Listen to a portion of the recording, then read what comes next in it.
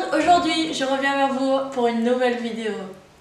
Et oui, après 2 semaines de petits soucis de logiciel, des trucs comme ça a été un peu compliqué. En fait, je travaillais avec un logiciel qui s'appelait Power Director. Et puis il a planté en fait, voilà, très clairement, il s'est arrêté, voilà. Donc toute la vidéo que j'avais faite, je l'ai perdue. Et ça faisait du caca, bref, c'était nul à chier. Donc j'ai recommencé. Aujourd'hui je reviens vers vous pour une toute nouvelle vidéo avec un tout nouveau sujet. Alors comme vous avez pu le voir, je m'améliore un peu dans mes vidéos et j'ai changé de couleur de cheveux aussi.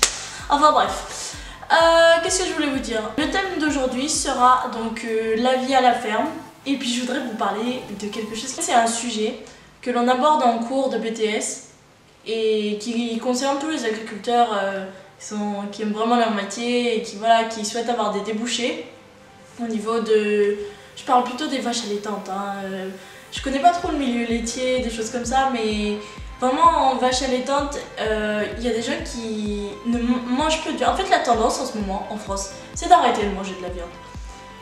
Après, je vous parle pas trop de la polémique végane, des choses comme ça, les gens qui cassent tout, qui vont dans les abattoirs, qui font n'importe quoi et tout, ça je comprends toujours pas et je comprendrai pas, mais je veux dire, je suis plus dans l'approche des gens qui mangent de la viande ou des gens qui mangent moins ou plus du tout de viande en fait. Et je m'interroge sur leur cas et je voudrais bien discuter avec ces gens-là pour savoir pour quelles raisons en fait ils ont arrêté de manger de la viande et ou pourquoi ils ont diminué leur consommation en fait. Et donc ça c'est le sujet d'un projet commun qu'on a dans la classe. En fait on est 5 de la classe à avoir ce projet là et à le mener de front durant les 2 ans de BTS. Et on est vraiment à la recherche de partenaires, de choses comme ça pour justement apprendre et pourquoi pas orienter les gens vers justement une consommation de viande peut-être en moins grande quantité mais vers plus de qualité en fait. Enfin bref, ce sera... je vous parlerai de ça dans les réseaux sociaux, sur Facebook, puis même dans les vidéos si vous le souhaitez. Mais plus, comment dire, là on est que... c'est un bébé encore, c'est un petit projet de taille bébé, c'est même pas un bébé, c'est un fœtus. Et puis ça va grossir au fur et à mesure qu'on trouve des partenaires. Voilà, je sais pas si vous connaissez Alsony en fait. C'est un groupement. En fait, c'est anciennement Bovin Croissance. C'est-à-dire tout ce qui touche à l'inscription, à la génétique, à comment, à la taille des vaches, aux critères, etc. Je vous mettrai tout dans la barre d'infos. Enfin, il y a un lien en fait. Et je vous mettrai carrément le lien de cet organisme-là. Et puis vous pourrez aller voir de vous-même parce que je pense pas avoir les compétences pour vous expliquer très justement en fait ce que ces gens-là font. Donc voilà. Donc ensuite, qu'est-ce qui s'est passé ces 2 dernières semaines dans ma ferme? Plein de choses. Je vous jure, plein de choses. Déjà, on va commencer par mes broutards en fait. J'ai donc des broutards qui ont aussi moi, ils mangent du tourteau, fait à base de mes céréales, donc composé de colza, il faudrait que je retrouve la fiche, de triticale, de maïs. Alors je fais pas de maïs, mais c'est le maïs. En fait on travaille qu'avec des producteurs locaux. Et donc ces céréales, par exemple le blé ou l'orge, on les met dans des caissons qui partent dans un groupement qui s'appelle la Copaca, où tous les agriculteurs qui veulent adhérer sont actionnaires en fait. Et donc cette COP va stocker nos céréales jusqu'à temps qu'on en ait besoin. Grâce à nos céréales, ensuite elles nous sont restituées. Alors faut payer, c'est un peu compliqué, mais on paye et puis nos céréales nous sont restituées en aliments pour les veaux en fait.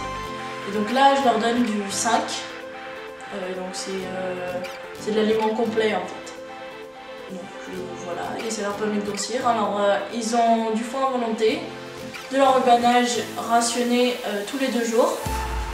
Et puis le dimanche c'est jour de ce qu'on appelle jour de jeûne, mais en fait ils jeûnent pas, c'est qu'ils mangent de la paille et ça crée, alors comment dire, selon mes cours de zootechnie, la paille en fait, quand l'animal va l'ingérer, ça va aller donc dans sa panse et cette fibre là va piquer la panse et ce qui va créer le phénomène de rumination de l'animal qui le maintient. En fait c'est la double mastication. Si on ne donne pas une matière fibreuse qui pique justement la panse pour créer ce phénomène de rumination, eh bien l'animal ne rumine pas et c'est là qu'on a ce phénomène de gonflement en fait. Votre broutard il va se bourrer de tourteaux, de farine, il va manger, et puis il va gonfler parce qu'à aucun moment ce sera digéré en fait. Donc voilà, ça se passe comme ça chez moi. J'ai appelé quelques marchands, ou il y en a qui sont passés d'eux-mêmes, pour venir voir un petit peu ce que j'avais comme marchandise à leur vendre. J'ai fait affaire avec un marchand de la Cicalium. Donc j'ai vendu ça, en fait je suis un peu dure en affaires, du coup j'en ai vendu que 7 et c'était les plus gros parce que j'aime bien privilégier, comment dire, tant que j'ai pas besoin de mes bâtiments, parce que les broutards là ils sont dans mes bâtiments et ils sont, donc il y a un système de... Du coup le marchand est passé et je les ai vendus 17 francs du kilo. Donc il faudrait qu'on se renseigne en fait vraiment sur où vont nos marchandises. Je sais que les broutards sont en Italie parce qu'il n'y a pas de stand d'engraissement en France. Mais les Italiens préfèrent la viande de balle, bien que nous Français on comprend pas en fait. Mais eux ils aiment bien ça, donc tant mieux pour eux, nous on en a, eux ils en ont pas trop, donc on leur donne. Voilà. Ces animaux vont partir à l'engraissement pour ensuite être abattus. Et puis, pour le moment j'ai pas encore trop besoin d'énormément de place dans mes bâtiments. Bien justement par rapport à la place, à mes génisses en fait. On a rentré mes génisses parce que j'ai commencé mes premiers vélages. Donc là j'ai 4 premiers veaux, ce sont des purs limousins. Donc une génisse, juste pour faire un topo. Une génisse devient une vache quand elle fait son premier veau en fait. Caméra dans mon bâtiment, ce qui fait que de mon téléphone je peux surveiller mes vaches, enfin mes bêtes, et sans avoir à me lever de mon lit en fait. Ressemer le colza qui n'avait pas poussé, on a dû relaborer au moins 20 hectares. 20 hectares, je déteste retravailler des trucs que j'ai déjà travaillé en fait. Je n'aime pas, je n'aime pas repasser plusieurs fois au même endroit en fait. Moi j'aime bien que quand mon chat il est semé et j'attends de voir que ça marque un rayon. Mais non, là il a fallu vérifier que les limaces n'avaient pas bouffé les 3/4 du colza. Donc on a ressemé quand même 18 hectares. Hein. Vu le prix du fuel en ce moment, comment dire, on était à moitié content. Et puis c'est du travail en fait, c'est du travail en plus, alors que là on aurait du temps à consacrer aux vaches pour les vélages, etc. Et ben non, il fallait être dans les champs encore à cette période-là, de novembre, en train de semer du triticale à la place du colza qui n'a pas poussé. La place qui est compliquée, pas trop le temps de faire quoi que ce soit, puis avec les vaches. Moi je suis plutôt tournée vraiment sur les vaches en fait, je connais les vaches, sur le territoire, voilà. J'ai pas besoin de numéro, moi je sais qui c'est en fait. Pour que la vidéo soit pas trop longue, je vais vous laisser avec quelques petites vidéos, quelques petits moments que j'ai partagés avec vous, ou que j'ai pas partagé, de ces 2 semaines qui sont passées.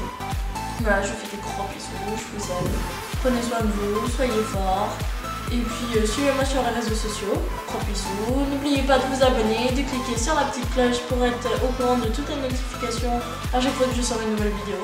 Alors forcément, je mets un peu plus de temps que les autres youtubeurs parce que je suis sur mes débuts et puis parce que il me semble que quand j'ai une vidéo à faire, en fait, j'ai pas envie de vous faire 50 vidéos dans une semaine pour vous raconter la même chose quoi.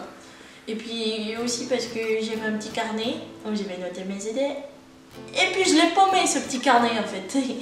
Voilà. C'est moi, j'ai un peu bordélique quand même. Enfin bref, moi je vous fais des bisous, prenez soin de vous, à très bientôt. Ciao!